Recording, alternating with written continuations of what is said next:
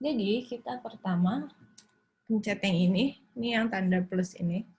Atau kalau misalkan kadang ininya aku pernah nggak muncul, terus pakai create aja. Jadi kalau misalkan teman-teman udah biasa pakai Google Docs, nah itu kan mirip-mirip tuh bentuknya.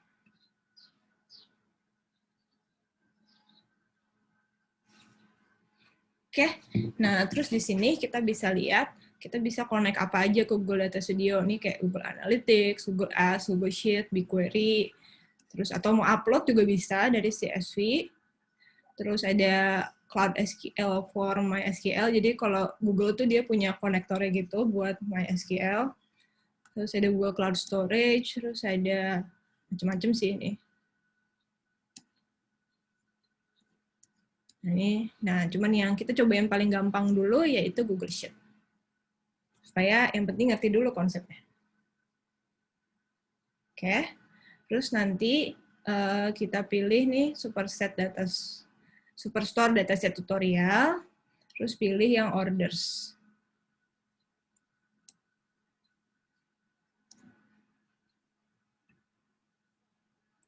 Terus klik Add, tunggu dulu.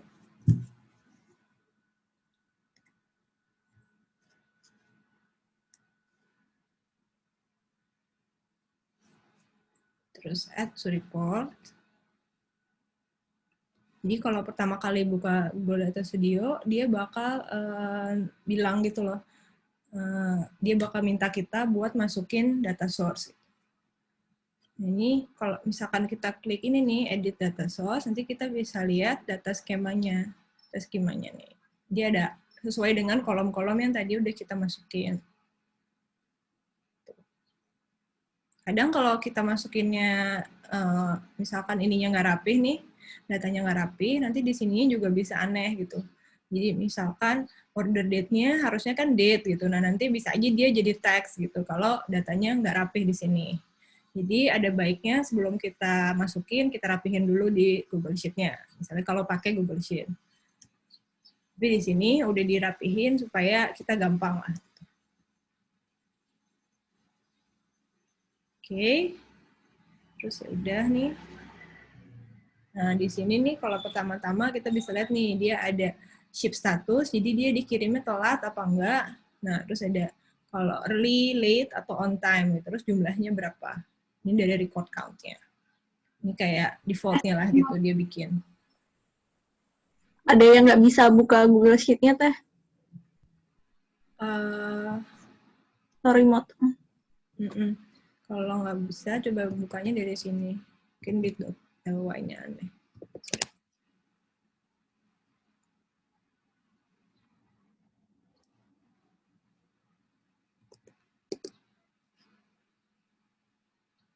Atau coba login dulu ke account Google-nya.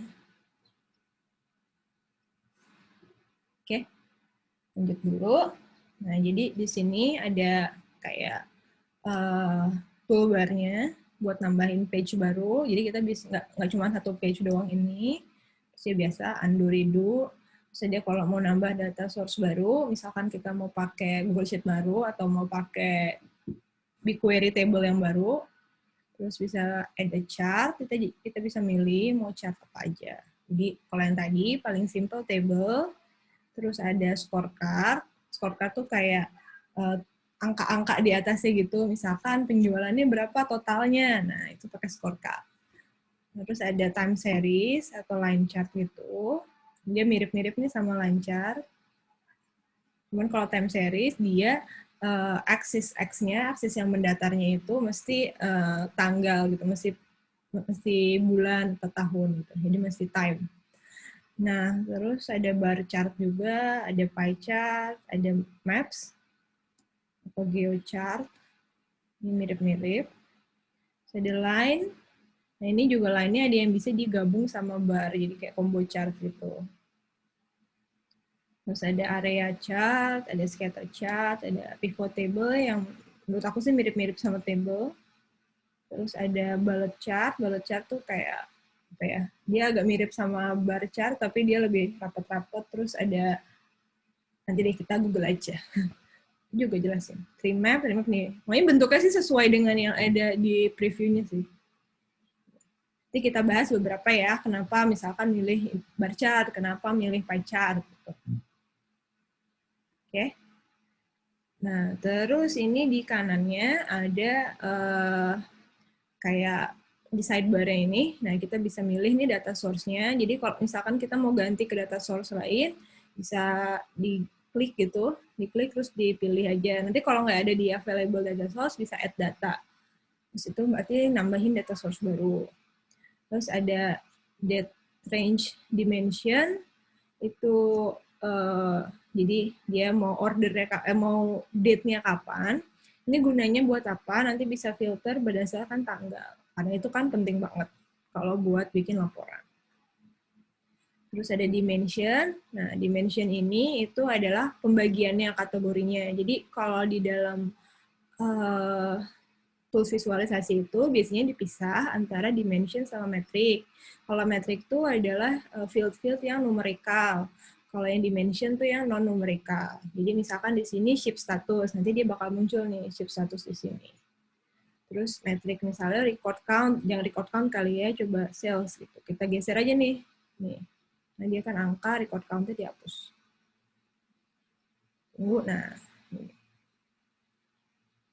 Kita bisa lihat sales-nya. Nah, ada yang nanya nih, untuk blend data, ini di bawahnya data source, bisa untuk tambah koneksi ke database yang beda nggak ya? Nah, blend data itu lebih kayak join gitu loh, join atau VLOOKUP ke data yang lain. Itu bisa dipakai sih. Cuman minusnya kalau pakai blend data, nanti kita nggak bisa nambah calculation field. Jadi datanya jadi kurang custom lah gitu. Kalau menurut aku, lebih baik kita pakai VLOOKUP atau join sebelum masuk ke sini. Jadi pas masuk ke sini udah clean gitu. Idealnya juga kalau misalkan ini kan ada banyak nih fieldnya, nah ini kita nggak usah pilih semua gitu, itu juga bisa. Gitu. Cuman kalau buat tutorial ini karena apa ya, kita baru mulai gitu, jadi kita coba dikit-dikit dulu. Nah terus misalkan ini kan di dunia nyata juga nggak mungkin nih segede-gede gini kita masukin ke sini. Nah, pasti kan biasanya kita filter dulu, kita summary-in dulu gitu. Karena ini kan gede. Gitu. Cuman kalau di contoh ini nggak terlalu besar sampai nggak performance-nya sih dashboard-nya.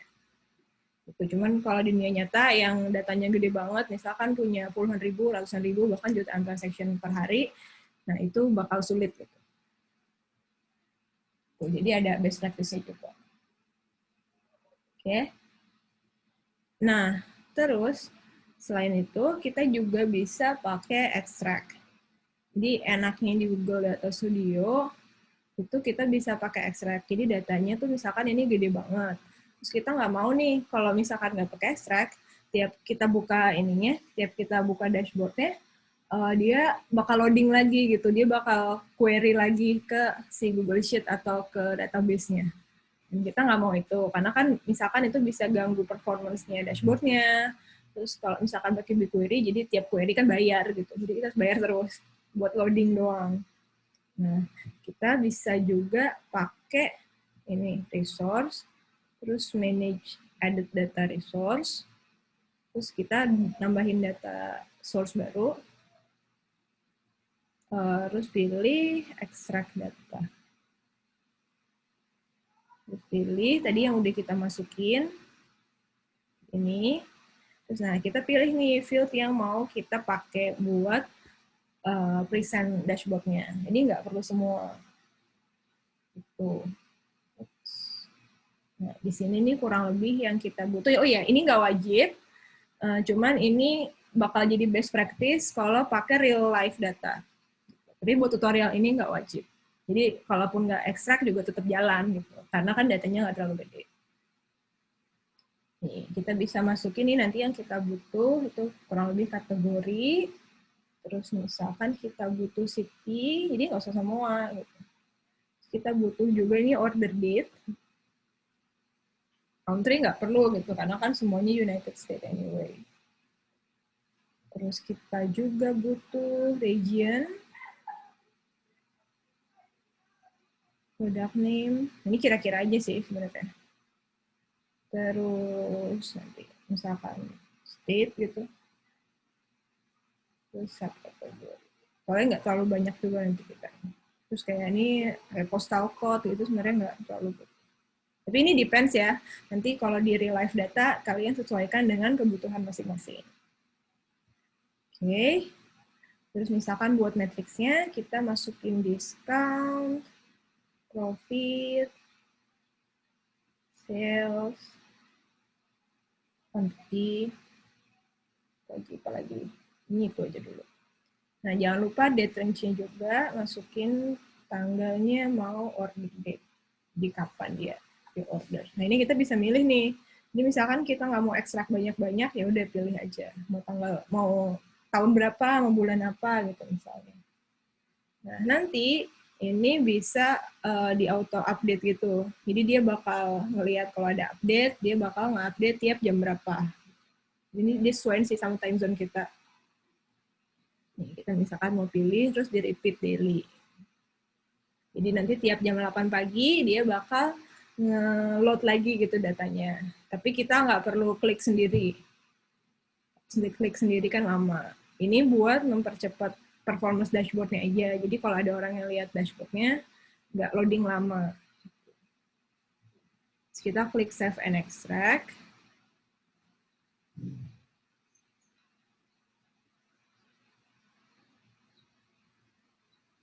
Oke, add to report. Nah, jadi nanti ada 2 data source itu. Sama yang kita masukin pertama nih, yang kedua yang extract data.